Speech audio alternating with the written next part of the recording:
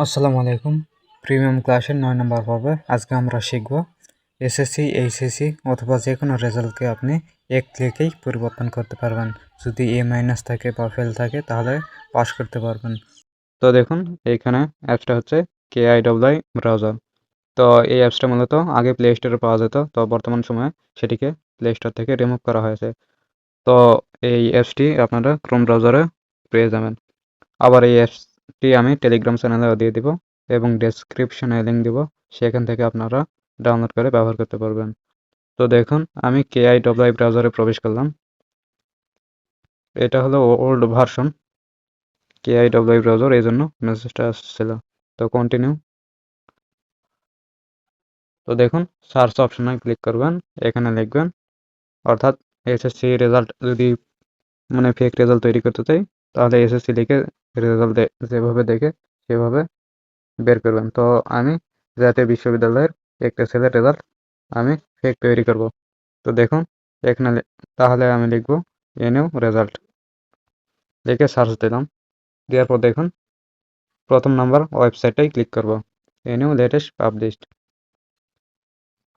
তো দেখুন লেখা আছে bachelor degree pass third year. তো বর্তমান থার্ড ইয়ারের রেজাল্ট দিয়েছে। তো দেখুন আজকে 20শে ডিসেম্বর 2025। তো আমরা এখানে রোল দিয়ে দিব এবং রেজিস্ট্রেশন দিয়ে দিলাম। তো এইখানে 2023 এক্সাম। এবার নিচের দিকে দেখুন সার্চ অপশন ক্লিক করবেন, অর্থাৎ সার্চ রেজাল্ট রেজাল্ট। তো এখানে ক্লিক করলাম। ক্লিক করার পর দেখুন রেজাল্টই শো করছে। তো এখানে লেখা আছে এমডি রাশেদুল ইসলাম। তো 3.59 পেয়েছে সিজিপিএ বা জিপিএ 2023। দেখুন এই রেজাল্টটা আমরা পরিবর্তন করব, অর্থাৎ ফেক রেজাল্ট তৈরি করব। তো দেখুন উপরের দিকে দেখুন 3 ডট আইকন রয়েছে, এইখানে ক্লিক করবেন। ক্লিক করার পর দেখুন একটু নিচের দিকে দেখুন ডেভেলপার অপশন বা ডেভেলপার টুলস লেখা আছে, এইখানে এইখানে ক্লিক করবেন একটা।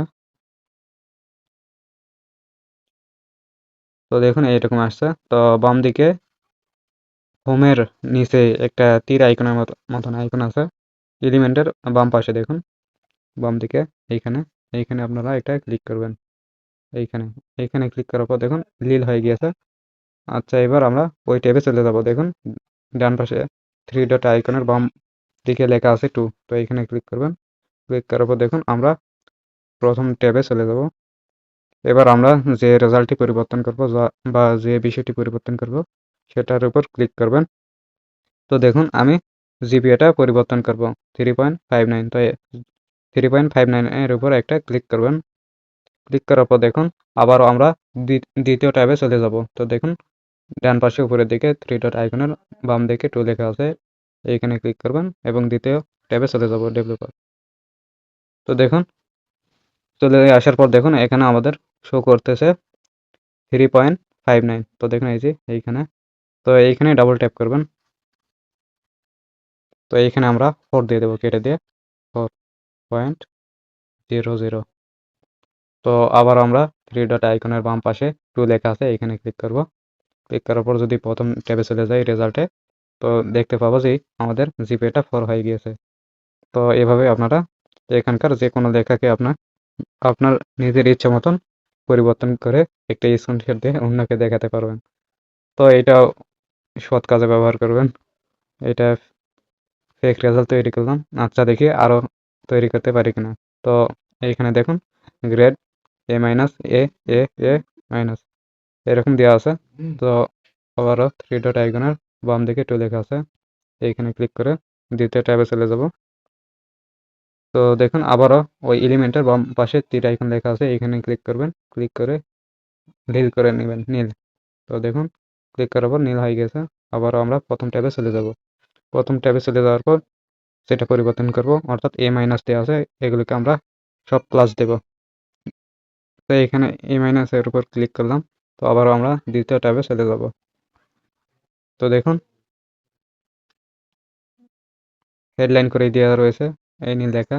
তো এ মাইনাস রয়েছে, এইখানে ডাবল ট্যাপ করবেন, এইখানে কেটে দেবেন, কেটে দিয়ে এ দিবেন, তারপর প্লাস দিবেন। তো দেখুন নিচের দিকে দেখুন এই আইকন, এখানে একটা ক্লিক করলাম। তো এখানে ক্লিক করার পর দেখুন নিচে দেওয়া আছে 133.210 নিচে, এইটাতে ডাবল ট্যাপ করবেন, এইটাতেও দিয়ে প্লাস দিবেন।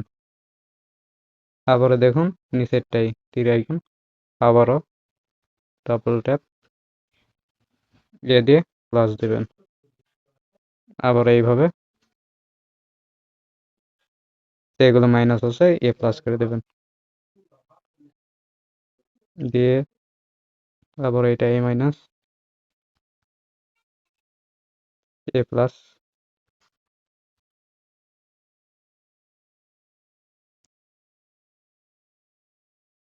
প্লাস, এটা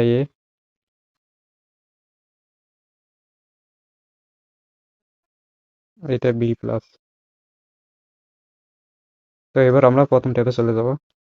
তো দেখুন আমাদের রেজাল্টটি কিন্তু পরিবর্তন হয়েছে। তো একটা পরিবর্তন হয়নি, তো এটাকে আমরা আবার পরিবর্তন করব। তো আবার আমরা দ্বিতীয় ট্যাবে চলে যাব। আবার এলিমেন্টের বাম পাশে তীর আইকনে ক্লিক করে প্রথম ট্যাবে ক্লিক করবেন এবং যেটা পরিবর্তন হয়নি সেটার উপর ক্লিক করবেন, অর্থাৎ এর উপর আমরা ক্লিক করব। আবার দ্বিতীয় ট্যাবে চলে যাবেন। তো দেখেন নীল রেখা দ্বারা হেডলাইন করা রয়েছে। তো এখানে রয়েছে, ডাবল ট্যাপ করবেন, এখানে দিয়ে প্লাস দেবেন। আবারও আমরা প্রথম ট্যাবে চলে যাব। তো দেখুন এইটা পরিবর্তন হয়েছে। তো এইভাবে আপনারা ফেক রেজাল্ট তৈরি করে স্ক্রিনশট দিয়ে অন্যকে দেখাতে পারবেন।